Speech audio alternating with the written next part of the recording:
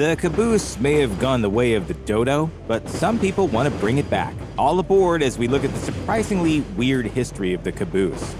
The glory days of America's railway system are well behind her. According to the Washington Post, the past century has seen U.S. passenger rail go from the envy of the world to the worst among peer nations, largely on account of poor regulatory decisions made during the New Deal era. Freight rail has remained a success by comparison, but its customers have had issues with its service for years. American Rail's reputation is poor enough that China has used it to talk up its own high-speed lines and technological superiority. There have been efforts in recent years to revive America's trains. They're a climate-friendly travel option compared to cars and planes, and for all the comments made at Amtrak's expense, many of its customers like it. It was a great idea to come on the train. Rail is the last bastion of respectable travel now that every airport has become a sweatpants convention. Trains also retain a sheen of romance in the American mind, and not without reason. The rail systems put down after the Civil War played a large part in moving the nation's mentality from a group of states to a unified country. But whatever the fate of U.S. railways and the efforts to improve them,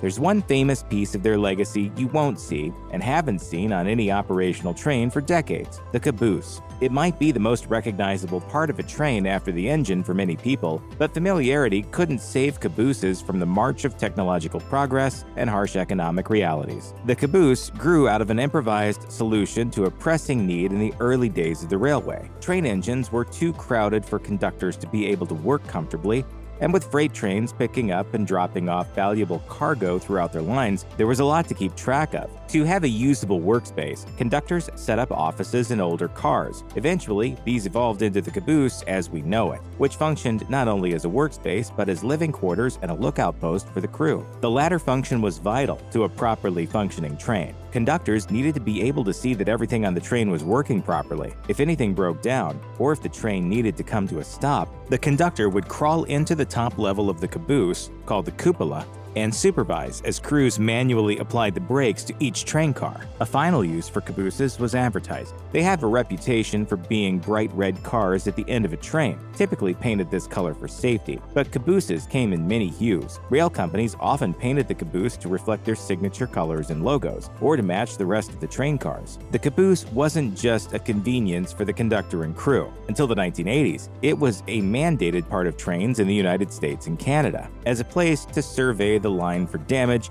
it was an essential safety feature. It's the engine that kills you, not the caboose.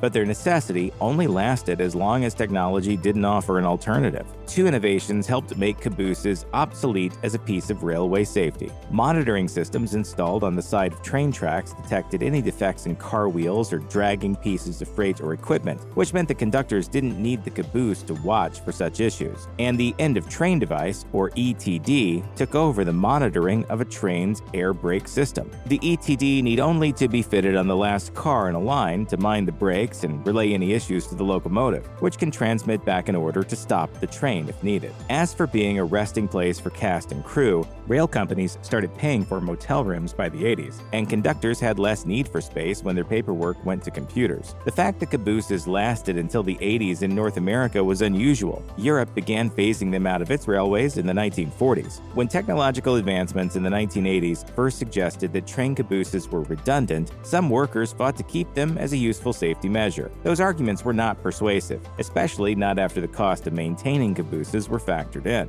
According to the Lewiston Morning Tribune, those costs reached up to $381 million per year. But even if there are no grounds to have a caboose on a train based on utility or finance, some train workers and train enthusiasts argue that there's a sentimental case for them. Kevin Keefe, former editor of Trains magazine, conceded that cabooses weren't needed anymore. But he told the Chicago Tribune in 1995, "The caboose is just one more romantic element of the railroad that's disappeared." He said that fellow train fans found advancements like the ETD cold and impersonal compared to the light from a manned caboose at the end of the line. And in 2020, Alan Clark argued in the Herald Chronicle that non-essentials like the caboose added an underappreciated color to life that technological advancement too often bleeds out of society. He suggested that even an unmanned caboose, a purely cosmetic addition to the backs of trains, would be welcomed by railroad enthusiasts.